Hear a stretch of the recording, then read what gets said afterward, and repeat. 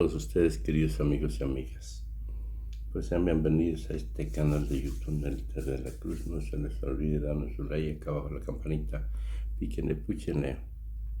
Pues miércoles 26 de octubre 2022. Preguntas. 4, 5, 6, 7. Bueno, se van la primera fila. Además fueron sorteados, ¿no? Gracias, presidente. Dalila Escobar de Proceso. Primero, un tema que se da en el marco de esta investigación, este proceso judicial. ¿Hola? ¿Ya se escucha? No, ahí. Bueno, yo sí. Esta información que se da en el marco del proceso judicial que se está siguiendo en contra de Genaro García Luna en Estados Unidos, surge un testimonio que se publica en el semanario de una persona que fue parte de la unidad especializada contra el crimen organizado y que lo que él da de testimonio, lo que él confirma es que durante 2000, al menos a partir de 2007, había órdenes de García Luna pues hacia elementos desplegados en Baja California para anular de alguna manera a quienes integraban un cártel, el de los Arellano Félix, y dejar el camino libre al de Sinaloa, esto principalmente en Tijuana y Mexicali. Preguntarle, bueno, pues en primera instancia este tipo de testimonios que se dan, de hecho es uno de los únicos que queda de que pudieran dar parte de esto que sucedió en aquel momento, el impacto que ustedes encontrarían en todo caso con ese tipo de decisiones que se tomaron hace algunos años en un mapa criminal que se está dando y cómo actualmente se mueven estos grupos del crimen a nivel nacional, si hay de alguna manera más peso de algunos por este tipo de situaciones y bueno, pues también ahorita otra precisión en torno a este asunto. Bueno, este juicio se sustenta o han presentado elementos de prueba acerca de que se protegía a uno de los grupos de narcotraficantes del país, Están esperando que llegue al grupo de Sinaloa, y se combatía a otros. Era una práctica bastante usual de darle protección a unos y perseguir y destruir a cualquier otra banda, porque el gobierno no actuaba con rectitud, con imparcialidad. El gobierno en esta materia, en estos asuntos, estaba tomado, no solo en lo que tiene que ver con el combate a la delincuencia, estaba tomado también con lo que tiene que ver con la protección a los delincuentes de cuello blanco. El gobierno estaba secuestrado, estaba al servicio de las minorías, de la delincuencia, llámese delincuencia organizada o delincuencia de cuello blanco, porque no todo era lo que se robaban y los crímenes cometidos por la delincuencia organizada y lo que se robaron los de la delincuencia de cuello blanco fue también muchísimo. Nada más que a ellos no se les perseguía, ni siquiera perdían su respetabilidad. Entonces el juicio al que hace mención tiene que ver con eso. Iniciaría hasta enero, de hecho. Iniciaría hasta enero, de Sí, hecho, se ha dado. que está tardando muchísimo. Porque lleva, no sé, 3 años, ¿no?, que fue detenido García Luna. Y todavía no hay nada. Y se habla de que ya hay toneladas de prueba, de documentación y de grabaciones, pero está detenido el proceso. Presidente, Y solo hay de vez en cuando filtraciones. Esto que mencionas seguramente se dio a conocer hace unos días, ¿no? el testimonio, de hecho, buscó al semanario para publicar parte de lo que dice que hacían. Es un testimonio que colaboraba en ese entonces y que fue una de las personas que recibió estas órdenes directas de actuar de esta manera. Y de hecho, bueno, pues él relata en esta entrevista Pero él cómo ya se declaró allá en Nueva York.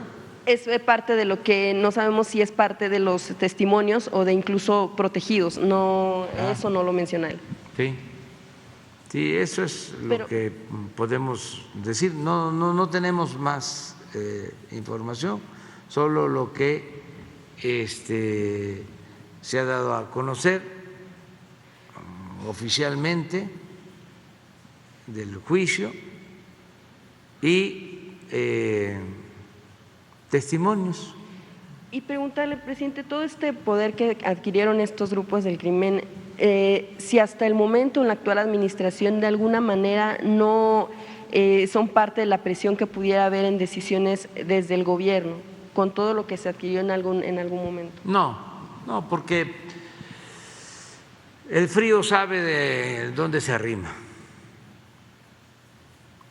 Si no se establece en complicidad con nadie, no hay ninguna posibilidad de contubernio.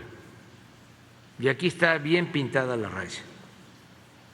Una cosa es la autoridad y otra cosa es la delincuencia. El problema de antes es de que se vincularon.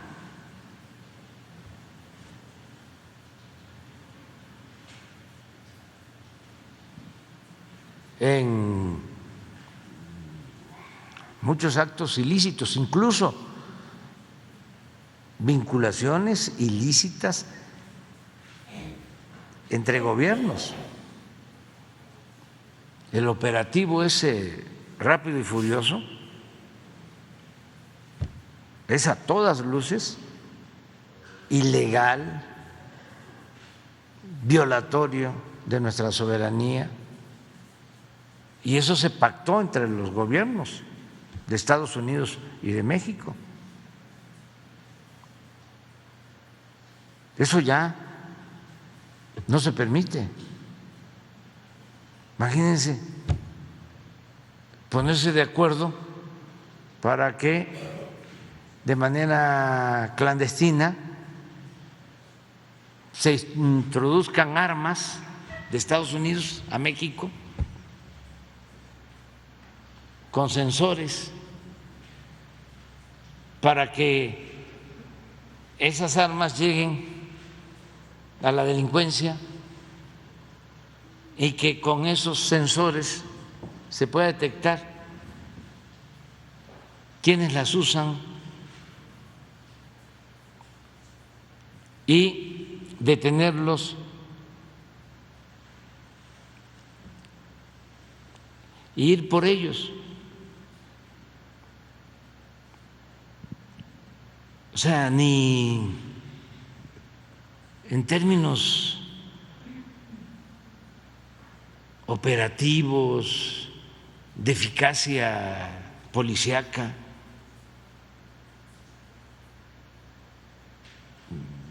tenía justificación ese operativo Rápido y Furioso. Pues, ¿qué pasó? Antes de que llegaran las armas a los delincuentes, ya sabían, porque el gobierno estaba totalmente infiltrado y lamentablemente utilizaron esas armas para asesinar a personas. De hecho, el secretario de Gobernación en estos días lo que mencionó es que hay una investigación internacional incluso en contra de Felipe Calderón por la venta de armas a la delincuencia organizada en el marco precisamente de Rápido y Furioso. Por supuesto, Calderón respondió que bueno, eso es mentira, que no existe ninguna investigación internacional y que el secretario de Gobernación está tratando de desviar el tema que tiene que ver con el asunto de estas filtraciones que lo ubican como relacionado también con grupos del crimen. Pues no tengo yo más información que esta, que es de dominio público y sí está aprobado de que llevaron a cabo ese operativo. Se hizo una investigación en Estados Unidos, no sé si esté vigente, porque también suele pasar que allá dan carpetazo a asuntos que consideran no convenientes. Pero de que existió esta operación y que se enteraron en el gobierno de Calderón, de eso no hay duda, y que dieron el permiso. De esta investigación usted no sabe si hubo como tal en contra de Calderón. No sé si esté vigente, pero sí en su momento se abrió un expediente, no sé si se mantenga vigente, si continúen investigando o ya le dieron un carpetazo, porque involucra a los dos gobiernos. No es nada más un asunto de la delincuencia. Tendría que haber una investigación que de alguna manera involucre a estos dos gobiernos que participaron. Desde luego que sí,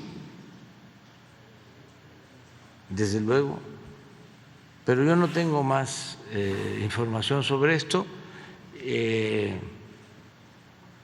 La Fiscalía seguramente debe de saber qué investigaciones hay abiertas. Ya saben ustedes cuál es mi postura sobre los expresidentes. La expuse cuando tomé posición.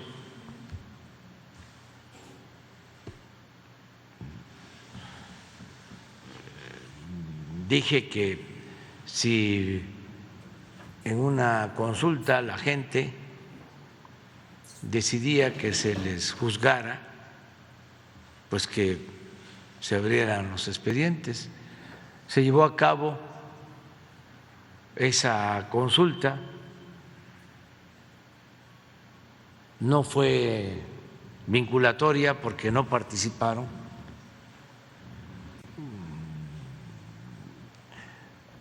muchas personas o el porcentaje que exige la ley.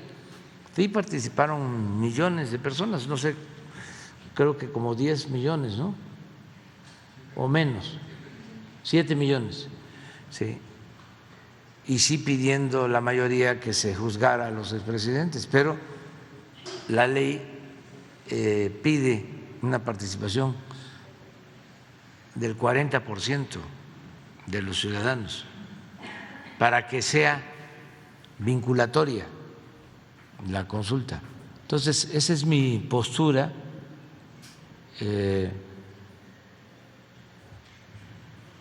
Solo que resulte otra cosa de la investigación que están haciendo en Estados Unidos. Presidente, le preguntaba sobre el tema de las decisiones de gobierno y la presión que puede haber o el poderío que puede tener estos grupos del crimen, pues precisamente por un hecho que vimos ya en este gobierno, que fue el tema de la liberación de Ovidio. ¿Eso no respondió precisamente a la presión de un grupo del crimen?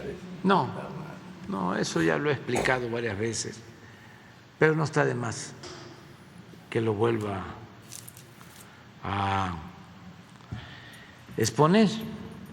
¿Qué sucedió?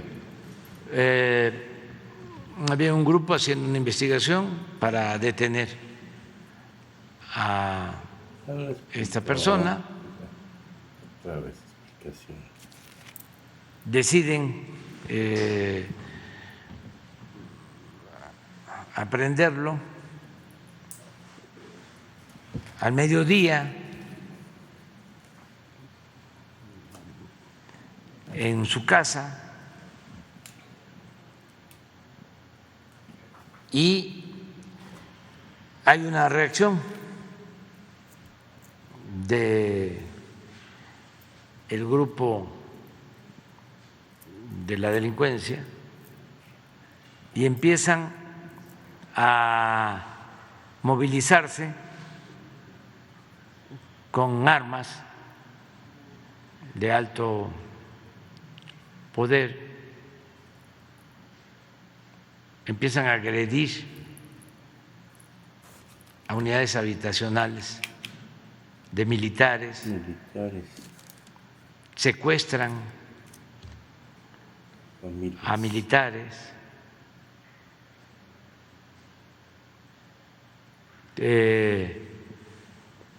se colocan en lugares estratégicos en Culiacán, interviene el ejército y hay respuesta, incluso le pegan a un helicóptero. Afortunadamente aterriza y se pone una situación muy delicada en donde iba a haber una confrontación en plena ciudad que iba posiblemente a causar la muerte de cientos de personas. Entonces, cuando me informan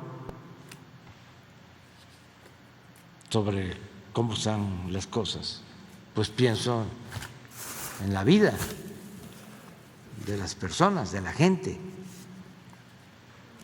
y doy la instrucción de que lo liberen para evitar una masacre y también pues una afectación a población inocente. Yo no sé qué hubiese hecho otro gobernante, pero tengo mi conciencia tranquila.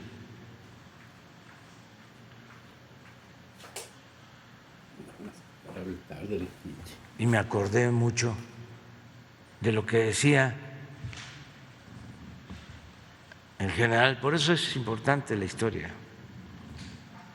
el conocimiento de la historia, que es la maestra de la vida, más para el ejercicio de la política, de la administración pública,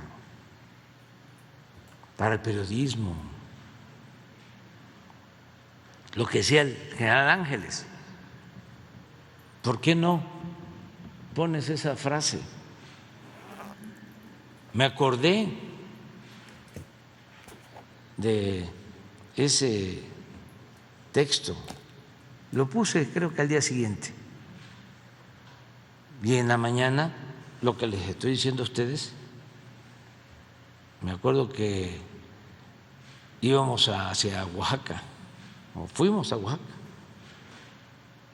y la reunión de gabinete, pues ya no estuvo el secretario de la Defensa, ni el secretario de Seguridad, ni el secretario de Marina, pues se quedaron viendo todo.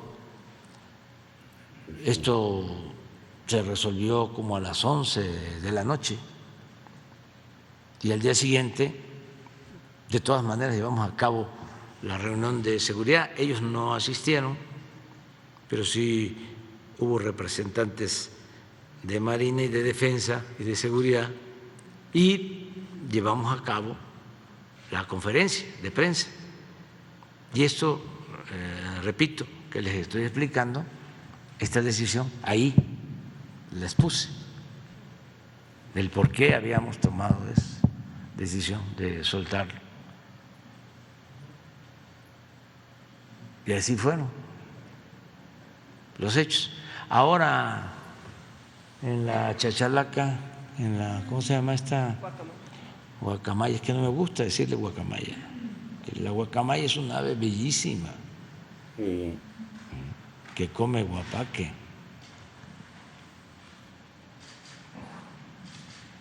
Mire lo que dice el general Felipe Ángeles. La política no es un fin, la revolución no es un fin, son medios para hacer hombres a los hombres. Nada es sagrado excepto el hombre. Hay algo frágil, débil, pero infinitamente precioso que todos debemos defender: la vida.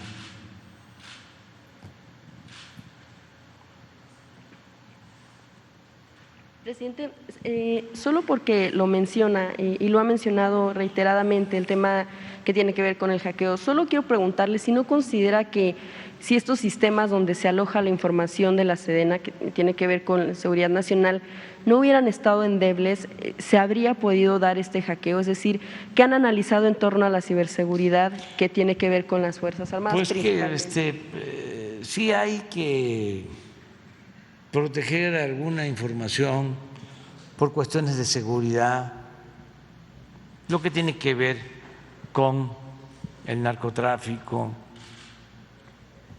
con la seguridad nacional, pero lo mejor es hacer de la vida pública o hacer la vida pública cada vez más pública. No tratar de ocultar nada. Pues sí. Justo se expuso información que tiene que ver con mapas delictivos. Pero no es tan relevante, tan es así que la gran nota, vea que estaba bien enfermo. Querían Si eso todo el mundo lo sabe, es de dominio público. algo que Y otras cosas sin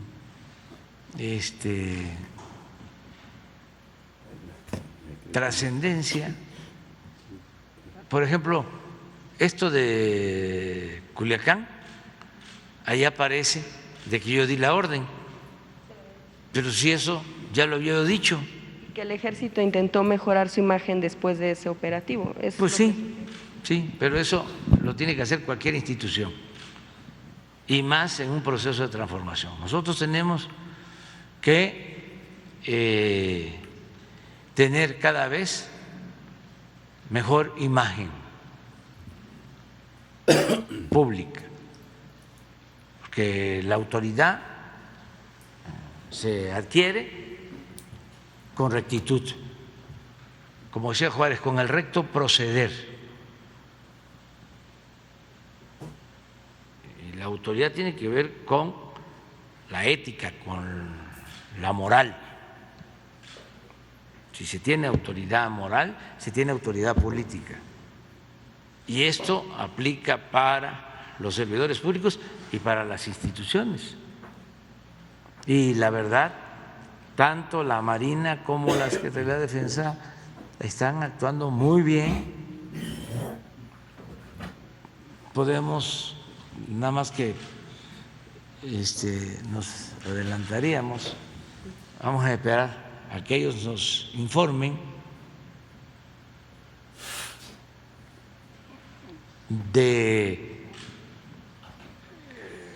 yo creo que ya dieron a conocer lo de las quejas y violaciones de derechos humanos en comparación con otros gobiernos.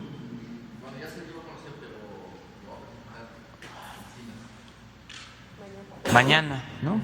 Mañana viene Alejandro Encinas y se va a presentar cuántas quejas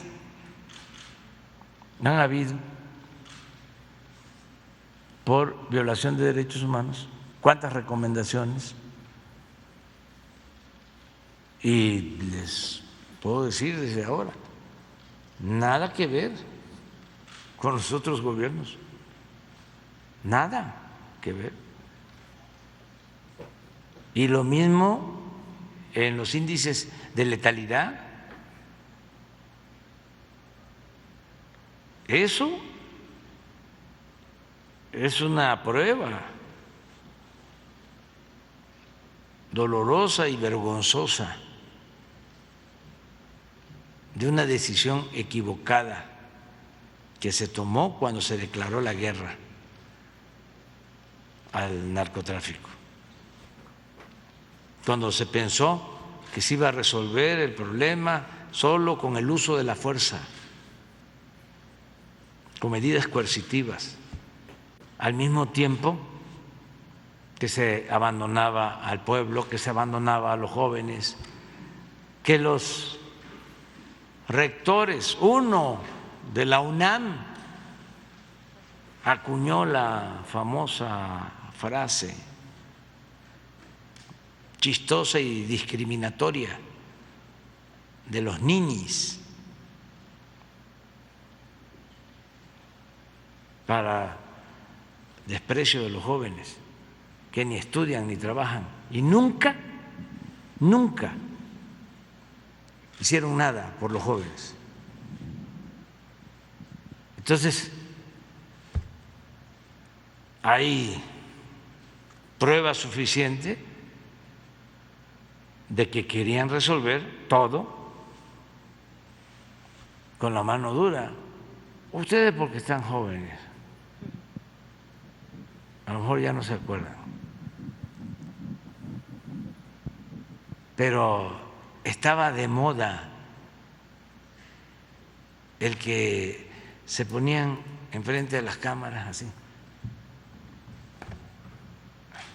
Y así como decían que la ley es la ley, decían, no me va a temblar la mano, no me va a temblar la mano, como si gobernar fuese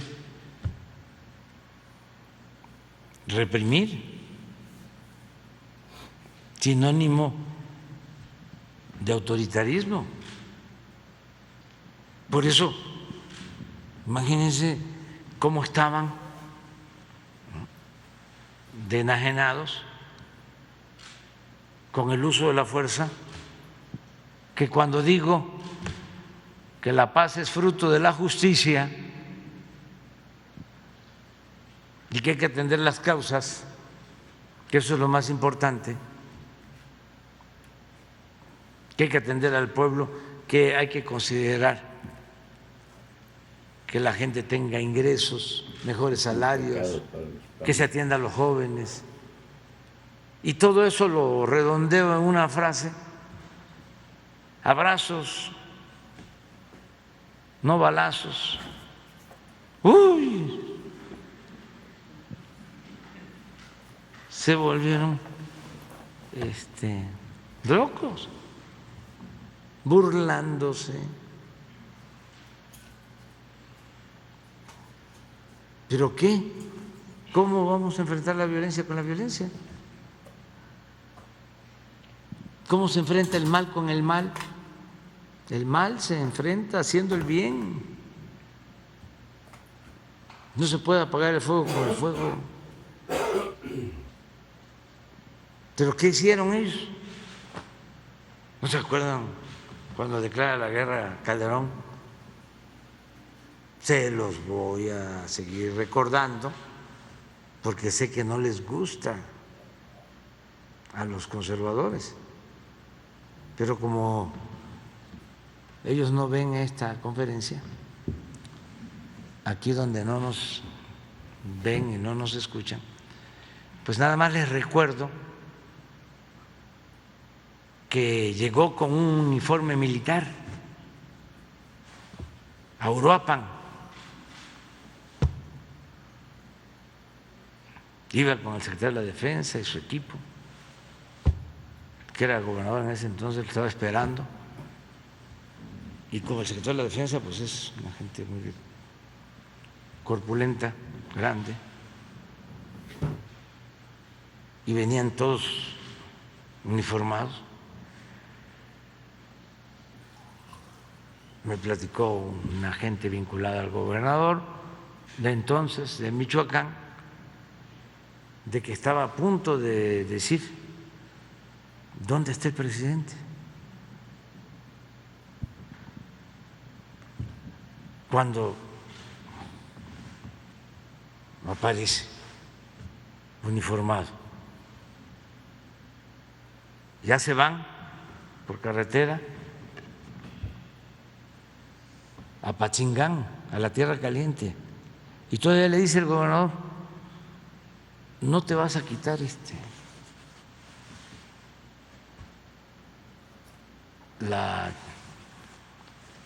¿cómo le llaman a esto? La casaca, la chamarra, la casaca militar.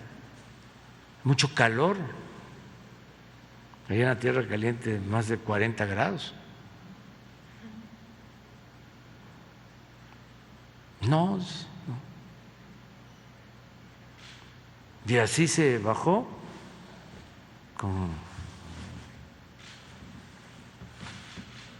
y a declarar la guerra.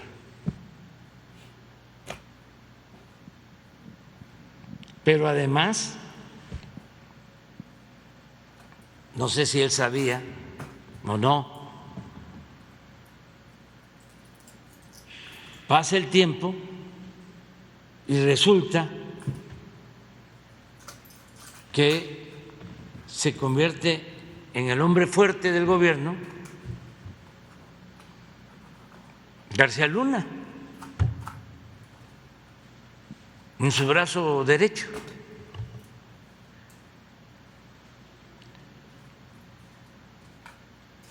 Y se sabe después de que el papel de García Luna era proteger a un grupo, a una banda, para aniquilar a otras. Yo recuerdo en ese tiempo cuando hubo un enfrentamiento y asesinaron a uno de los dirigentes de la delincuencia en Cuernavaca, Beltrán Leiva. Una cosa tremenda, porque además hicieron cosas indebidas, excesivas, profanaron su cuerpo, les pusieron a todo el cuerpo dólares y les tomaron fotografías. Ese mismo día o al día siguiente declaró el embajador de Estados Unidos en México de que ellos habían participado en ese operativo y que lo habían hecho con la Marina porque no le confiaban al ejército. Yo tuve que salir, siendo opositor, a replicarle, a decirle que ¿por qué se metía en asuntos que solo le corresponden a los mexicanos? Y me acuerdo también, no se me va a olvidar, de que voy a una gira a Nayarit. Me invita precisamente el doctor Navarro, que ahora es gobernador. En ese entonces no era, ya había estado de candidato. Me invita a cenar a su casa y voy a cenar, cuando de repente, como fuegos artificiales, y ya me entero, ahí están los videos, ¿por qué no los pones? Como desde un helicóptero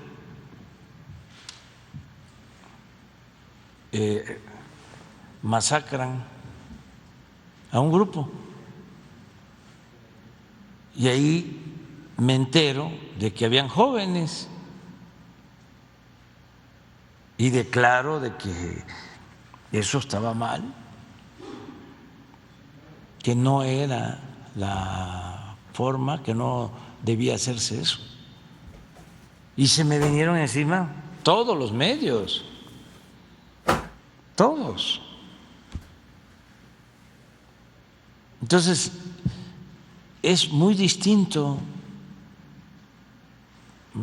no es lo mismo. A ver si lo encuentran. A ver, pon. Miren esto. Juan Francisco Patrón Sánchez, alias el H2, líder en Nayarit y el sur de Sinaloa del grupo delictivo fundado por los hermanos Beltrán Leiva, fue abatido la noche de este jueves en un enfrentamiento con elementos de las Fuerzas Armadas en la ciudad de Tepic, Nayarit.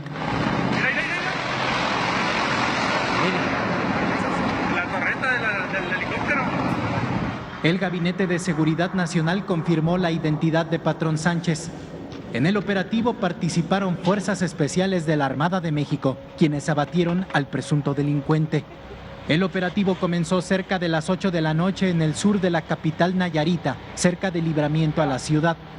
Un helicóptero Black Hawk de la Secretaría de Marina Armada de México sobrevoló la colonia Lindaviste y desde las alturas disparó en contra de una célula que agredió a los efectivos. Reportes oficiales indican que 7 personas más murieron durante esta refriega. Rubén Mendoza, Azteca Noticias. 17. Presidente, gracias. Sobre el tema de Ayotzinapa, usted apenas tuvo una reunión con las madres de Ayotzinapa, tuvo apenas una reunión con las madres, con los padres, el nuevo fiscal y Alejandro Encinas. Primero preguntarle, pues una de las principales preocupaciones que ellos han manifestado es precisamente la cancelación de las 21 órdenes de aprehensión. Sin embargo, consideran que se puede abrir la puerta a que si hay elementos, si se encuentran elementos, se pudieran reactivar algunas de estas órdenes. Sí, siempre y cuando se cumpla con todos los procedimientos legales, porque les explicaba, y fue muy buena la reunión por eso, de que se actuó a partir del informe de la comisión. Entonces, los que aparecen ahí son los que fueron procesados o a los que se les pidió a jueces que autorizaran órdenes de aprehensión. Entonces, a ese grupo. Luego, por razones todavía no muy claras,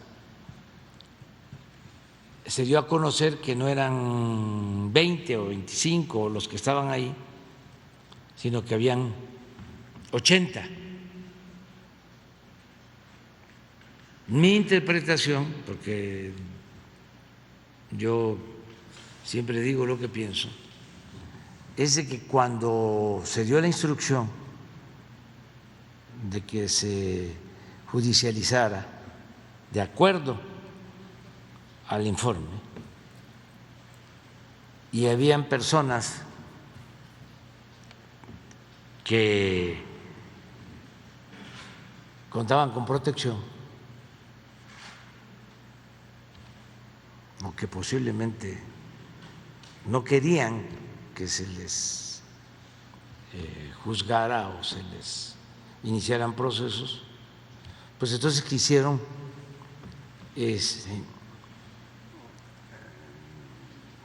dinamitar la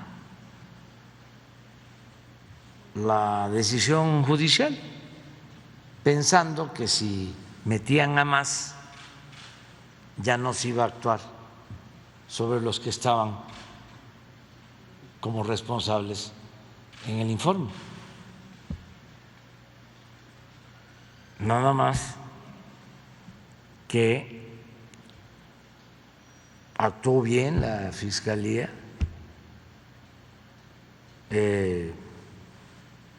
actuando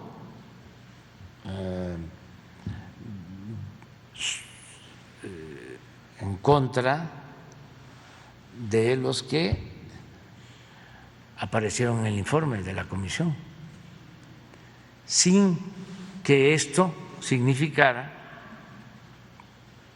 exonerar a otros y a quienes puedan resultar hacia adelante responsables. Podría haber más órdenes de claro, detención. pero lo que se buscaba era enredar, perder tiempo para dejar sin efecto las órdenes de aprehensión o que se fugaran. Los propios implicados. Los que estaban en la señalados militares en el informe, incluidos los militares. Entonces, eso se explicó. Sobre el nuevo fiscal, ya para finalizar, Rosendo Gómez, es un fiscal especial para el caso que las madres, los padres, pues no conocían. Preguntarle si hubo una especie de inconformidad y también si no se consideraría en todo caso que pudiera politizarse la investigación a partir de un nuevo fiscal y a partir de la salida del que estuvo más cercano a ellos. No se les aclaró bien. Por ejemplo, se hablaba de que al fiscal anterior se le había destituido y se les aclaró que no fue así, que el fiscal renunció, no quiso ya continuar. Pero fíjense la diferencia de sostener que fue destituido a que él renuncia. ¿Cómo? Sí, pero él renunció, no fue destituido. Entonces, había mucha desinformación o distorsión en el manejo de la información. Por eso fue muy bueno el encuentro con las madres, con los padres de los muchachos. Y el que fue nombrado por la Fiscalía, Rosendo Gómez Piedra, es un abogado íntegro, honesto.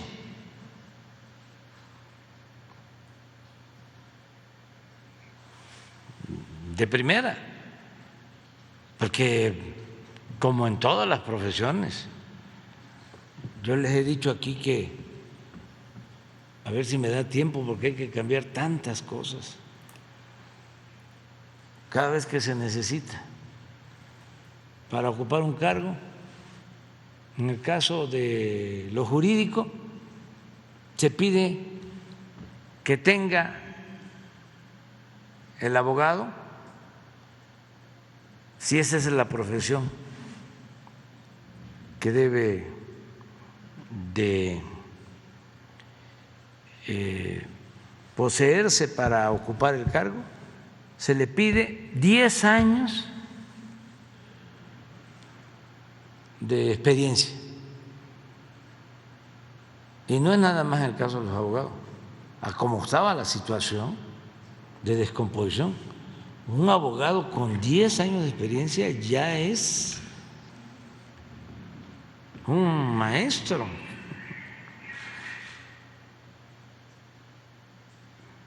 Pero no necesariamente en la aplicación de la ley con rectitud y honestidad. Porque en vez de formarse para actuar con principios y con apego a la verdad, se formaban en la asimilación de trucos y de mañas. Se graduaban como corruptos y ni siquiera se le daba la oportunidad a los jóvenes que cuando salen de la escuela todavía traen la ilusión, ¿no?, de que van a aplicar lo que vieron en las aulas. Ahí sí, de que la ley es la ley y de que al margen de la ley nadie, por encima de la ley nadie, y que van a hacer justicia. No, por eso esos 10 años no. Gente nueva, pero no solo en esa profesión, en todas. En el periodo de decadencia, entre más experiencia, más corruptos. Cuando no hay principios, cuando no hay ideales, cuando no hay valores.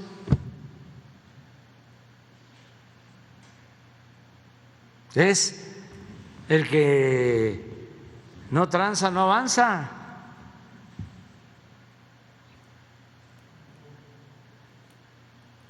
Entonces, este fiscal lo conozco desde hace 30 años, o sea, ya pasó de 10.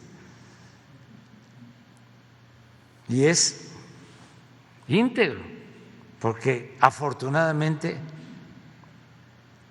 hay gente así, abogados honestos, contadores públicos, médicos,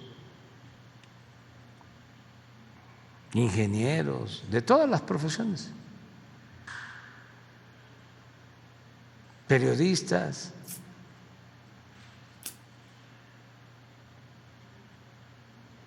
Servidores públicos. Bueno, vamos adelante.